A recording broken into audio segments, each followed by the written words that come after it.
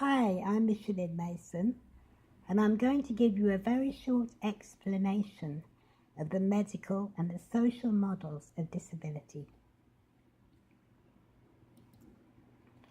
We're going to start here. A disabled child is born. Here you have a picture of a small child in a cot, surrounded by a lot of very glum and miserable faces. The medical professionals, the priests, the vicars, the parents, all kinds of people, looking as if a tragedy has happened.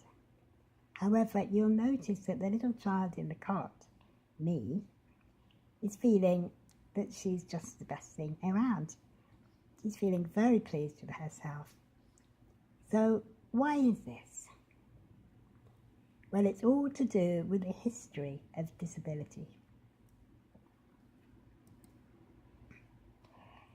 For many years, the problem of disability has been defined by the medical profession, and we've called it the medical or the individual model of disability, where everything, all our difficulties are located within us as individual people.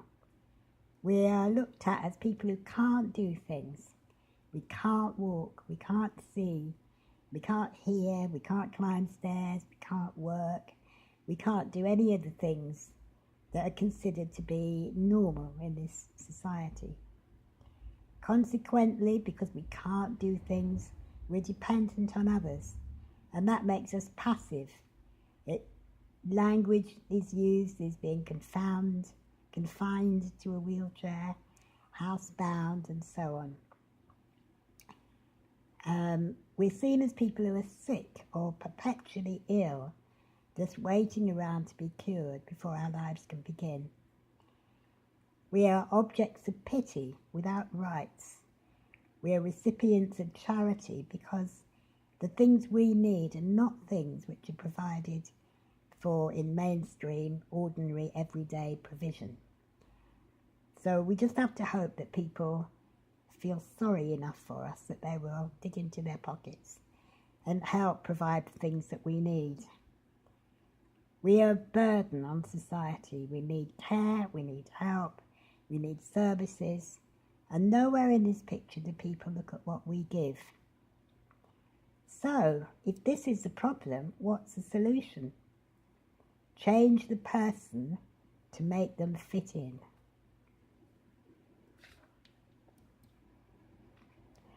They are followed very often, particularly when you're a child, but it's true all of your life. Whenever you acquire an impairment and you need extra help, you first have to undergo an assessment by medical professionals. And these assessments are all aimed at looking at what we can't do. And they are designed so that the less you appear to be able to do for yourself, the more support you will get. Therefore, there's a kind of very large pressure to describe yourself or your child or whoever it is you're caring for as very, very needy and dependent. But this is only one view.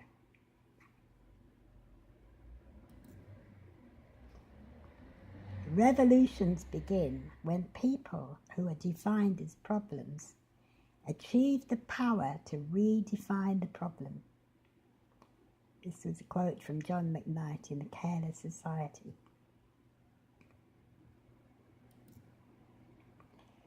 Well, when disabled people started to get together and try and decide for ourselves what we thought our problems were, this drawing perhaps illustrates exactly how we reversed the idea. It isn't us that's the problem. It's all the people who create the world we live in.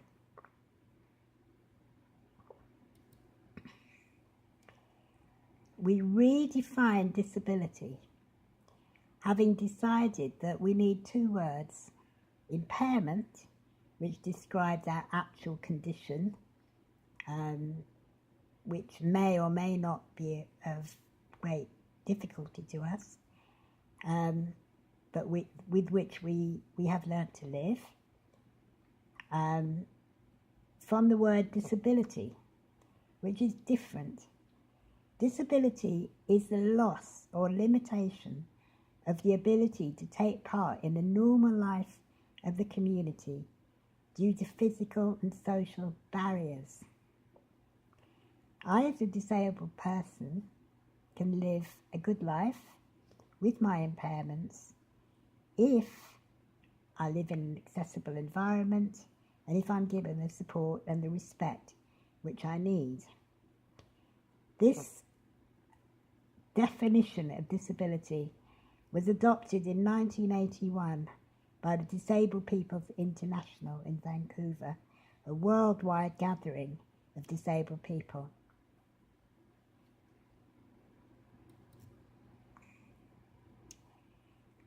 What is the problem, we said? Well, disability is caused through a social process.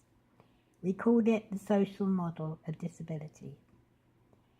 It's caused by inaccessible physical environments, which include transport, bad design, obviously steps, lack of interpreters, print we can't read, and so on.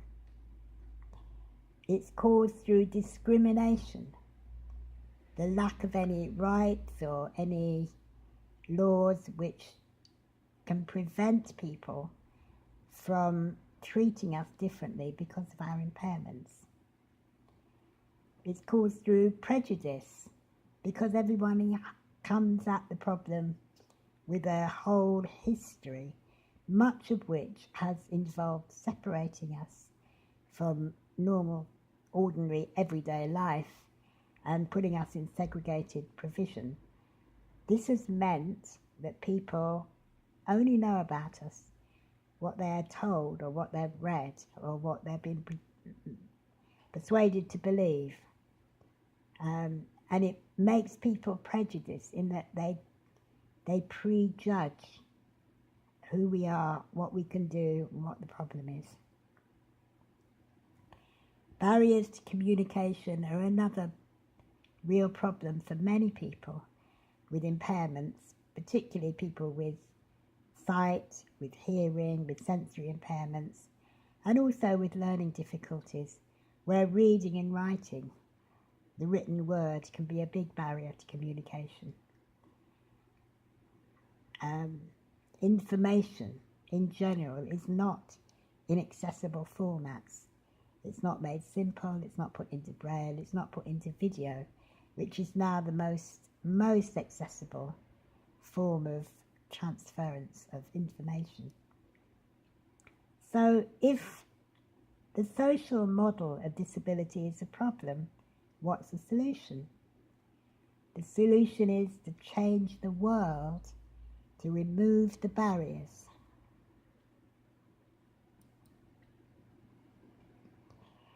Since the late 1970s, disabled people in Britain have been uniting and fighting for inclusion, equality and protection from discrimination here in the UK and all over the world.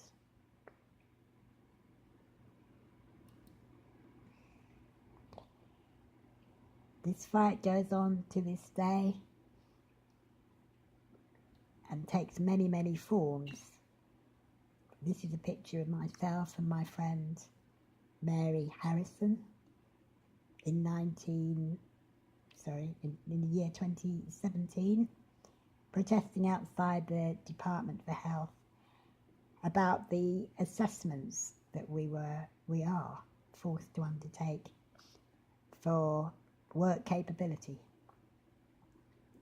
which has led to many people's suffering and even death. Young people have been fighting and making their voice heard in their desire to live and work together to go to school together, to be friends, to learn together, to be part of an inclusive world where their place is already there for them. It doesn't have to be continually fought for.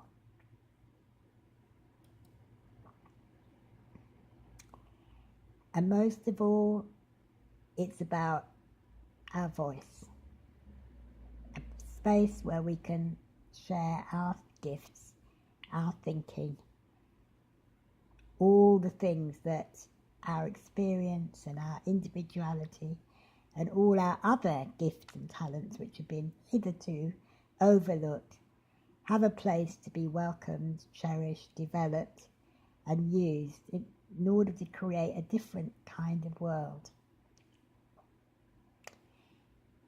This information has been of enormous use not only to disabled people, because we also sometimes believe that it is us that's the problem, and feel very bad about ourselves and make huge efforts to try and pretend that we are less in need than we actually are, or that we are of less worth than other people.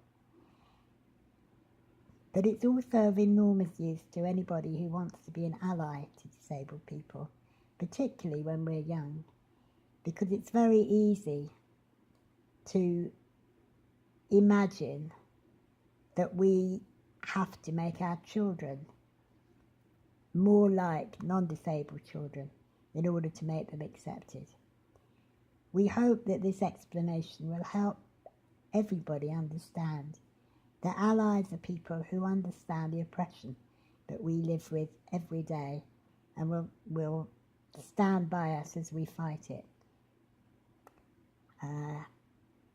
Thank you to all those who already have, and to the many more who are going to join you.